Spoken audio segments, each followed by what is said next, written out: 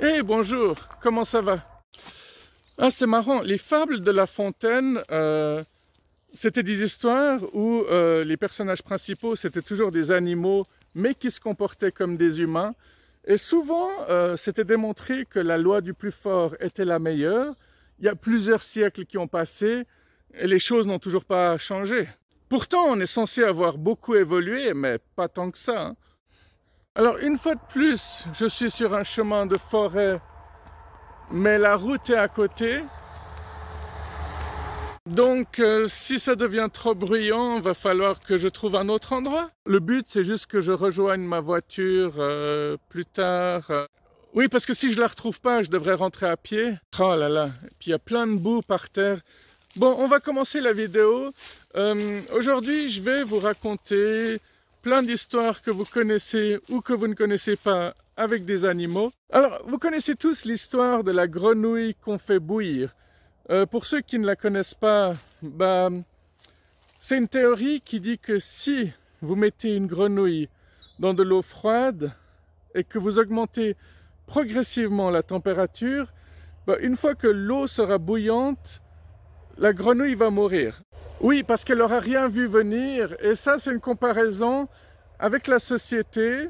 On dit que dans notre société, tout devient de pire en pire, mais que si tout devenait pire d'un seul coup, on ne le supporterait pas, et puis on mourrait d'une crise cardiaque, quoi. Ouais, c'est pas très bien expliqué. La vie devient de pire en pire, la société devient de pire en pire, mais si elle devenait ultra pire d'un seul coup, là on aurait une crise cardiaque. Ou d'autres maladies en tout genre. Non, mais en fait, pour bien comprendre l'idée, il va falloir forcément des exemples. Les prix, hein. Par exemple, les prix de la nourriture. L'autre jour, j'ai acheté une petite quiche avec un quart de pizza, un café. Ça m'a coûté 17 francs. Alors, il peut y avoir deux réactions hein, quand je dis ce genre de truc. Il y a ceux qui vont dire, bah ouais, c'est normal. Et il y a ceux qui vont dire, putain, tu t'es fait arnaquer, t'es allé où? Et ces gens-là ne sont pas forcément conscients de la montée des prix, hein.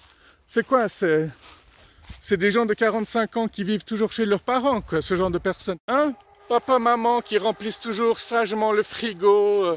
On parle toujours de la grenouille, là? Ça, c'est qu'un truc parmi tant d'autres. Évidemment, je parle de taxes. C'est une méthode de torture, en fait, hein. Si, quand on torture quelqu'un, on lui balance la dose maximale de torture, la personne va s'évanouir. Tandis que si tu la tortures à petit feu, ça va durer beaucoup plus longtemps et au final, ce sera beaucoup plus horrible. Et c'est exactement ce que le gouvernement fait dans notre société, quoi. Puis nous, on se laisse faire comme des cons, quoi. Maintenant, cette petite histoire de la grenouille, elle est géniale, hein. Puis on dit que si tu mets une grenouille directement dans de l'eau bouillante, paf, elle va donner un coup de patte.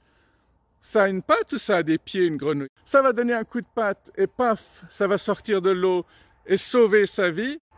Mais évidemment, tu peux pinailler. Moi, j'ai jamais essayé de mettre une grenouille dans de l'eau froide. Je suis pas sûr qu'elle attende sagement que tu augmentes la température jusqu'à ce qu'elle meure.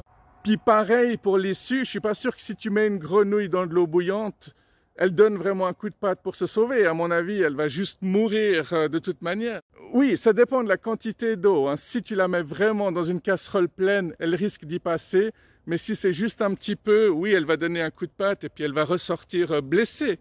Bande d'enfoirés qui torturent les animaux. Je vais vous raconter une histoire un peu plus joyeuse. Y a plein de petites grenouilles qui sont en train de sautiller et qui sont en train de gravir une montagne. En fait, elles sont au début de la montagne. Au bout d'un moment, elles croisent un autre groupe de grenouilles qui leur disent « Ah non, faut pas aller plus loin, c'est trop dangereux, retournez en arrière. » Alors qu'est-ce qui se passe? La moitié d'entre elles décident de rester là ou de redescendre avec l'autre équipe, mais les plus courageuses continuent de sautiller vers le haut du sommet de la montagne. Arrivées vers les 2/3 de la montagne, y a un autre groupe de grenouilles qui apparaît, qui est en train de descendre et qui dit mais vous êtes complètement folle, vous allez mourir, n'allez pas plus loin, stop, redescendez. Donc quasiment toutes les grenouilles décident de redescendre avec ce deuxième groupe. Il n'y en a qu'une qui décide de continuer. Et celle-ci, une fois qu'elle arrive au sommet, elle regarde la magnifique vue, elle pose ses mains, ses pattes, j'en sais rien, on s'en fout, derrière sa tête, et puis, elle vit le pur bonheur. Et en fait, qu'est-ce qui s'est passé? C'est tout simple, cette grenouille qui arrivait au sommet, elle était sourde. Alors, il y a d'autres variantes de cette histoire, hein. Il y a une variante avec des êtres humains qui sont en train de grimper, escalader une montagne et toute la foule est en train de leur crier « N'allez pas plus loin, arrêtez-vous !» Et à chaque fois que la foule crie, il y a chaque fois certains participants qui décident de s'arrêter. Oui, j'utilise le terme participant parce qu'on peut aussi dire que c'est un concours, celui qui ira le plus vite, celui qui ira le plus loin. Et là, pareil, il n'y a qu'une seule personne qui arrive à gravir, à escalader jusqu'en haut, et ensuite elle regarde la vue, elle admire, elle apprécie le moment, et on découvre qu'elle est aussi sourde. Bon, je viens de vous raconter 2 histoires avec des grenouilles, donc je suis presque obligé d'en raconter une troisième. C'est parti. Vous connaissez l'histoire de la grenouille à grande bouche? Ok, c'est une grenouille à grande bouche qui gobe des mouches à longueur de journée. Elle mange que ça, mais un jour elle en a marre, elle se dit je vais peut-être changer de repas, trouver un plat différent, donc elle décide d'aller se promener et elle croise une créature et puis elle lui dit « Ouah, t'es collant toi, t'es qui toi ?» Et la créature répond « Je suis un tamanoir ». « Ah, et tu manges quoi ?» Le tamanoir répond « Je mange des fourmis ». La grenouille fait « Bark, pouah !» Et puis elle part, elle continue son chemin. Deuxième créature qu'elle rencontre, elle lui demande « Salut toi, t'es grand toi, t'es qui toi ?» Et la créature répond « Je suis une girafe. »« Ah bon, tu manges quoi toi ?»« Ah, je mange les feuilles des arbres. »« Pouah !»« Ah non !» Puis la grenouille continue son chemin. Elle croise une troisième créature. Elle lui dit « Ouah, t'es gros toi, t'es qui toi ?»« Ah, je suis un rhinocéros. »« Ah, tu manges quoi toi ?»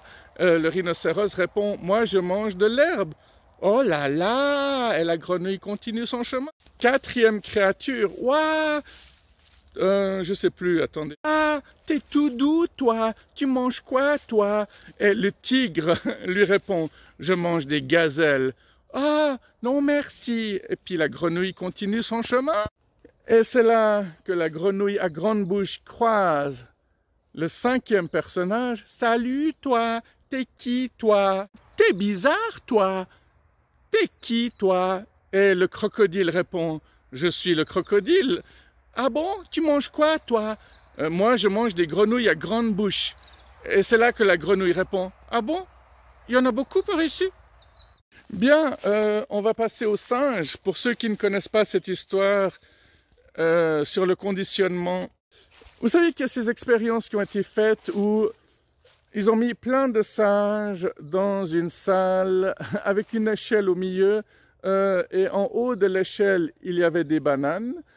Donc voilà, les singes se sont promenés dans la salle, ont rapidement aperçu les bananes et ont décidé de grimper l'échelle. Sauf que avant d'atteindre les bananes, il y a des jets d'eau glacés qui se sont enclenchés et qui ont balayé les singes. Je ne sais pas si je raconte bien, je ne sais pas si j'articule bien. Si ce n'est pas le cas, je mettrai des petits sous-titres comme d'habitude.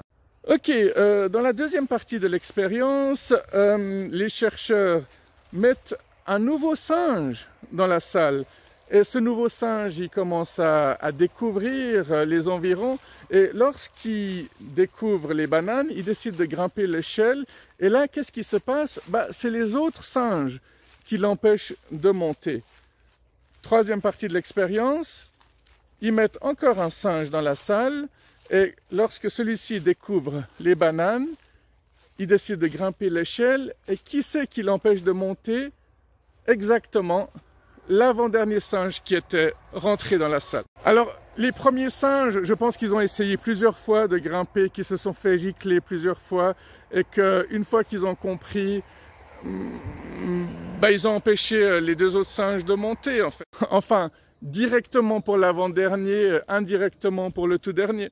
Et ce qui est fou, c'est que cet avant-dernier singe, il ne sait même pas pourquoi il empêche le dernier de grimper. Donc, vous l'aurez compris, évidemment, ça montre très bien que l'être humain, des fois, il a peur de quelque chose et qu'il ne fait pas certaines choses sans même savoir pourquoi.